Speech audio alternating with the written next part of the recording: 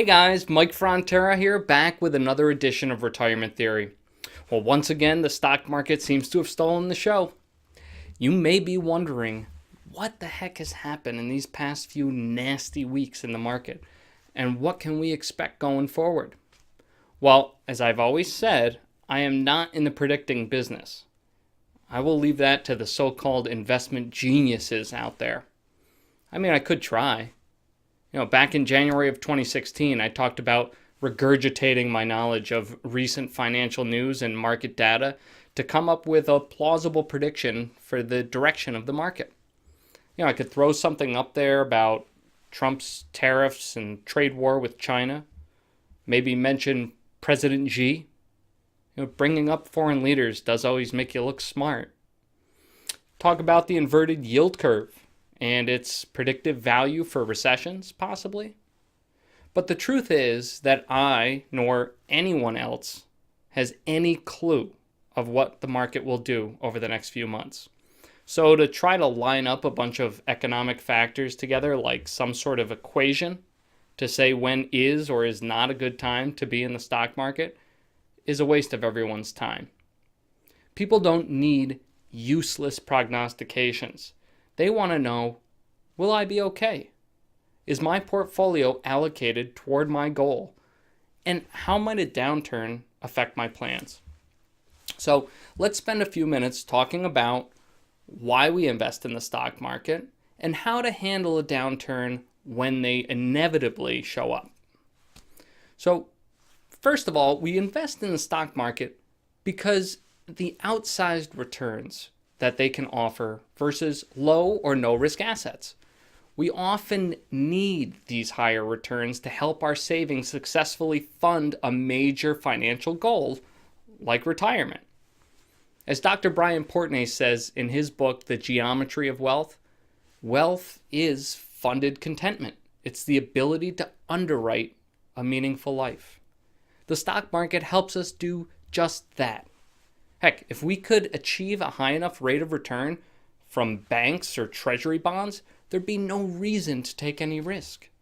So we need to think of our use of the stock market as a tool and our portfolio as a toolbox. And like a hammer in your toolbox, the stock market has a very specific function within your portfolio.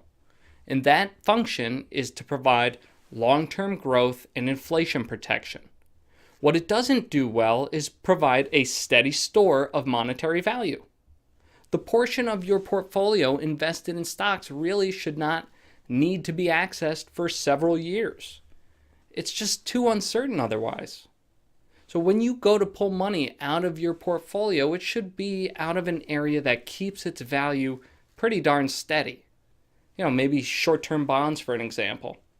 There's a tool that tends to have much lower volatility. Long-term returns, though, not so great. Okay, so going along with this toolbox analogy, you want to visualize your whole portfolio as a collection of tools that each has its own job. You see the market having a nasty few weeks as it has? Don't look at the collective portfolio and think, oh no, I've lost $10,000. Seeing your portfolio as this big number that just goes up and down is likely to cause you more stress than is necessary. When done properly, your portfolio should be constructed as a diverse set of tools. And some tools, like the ones in the stock market, may experience big drops from time to time.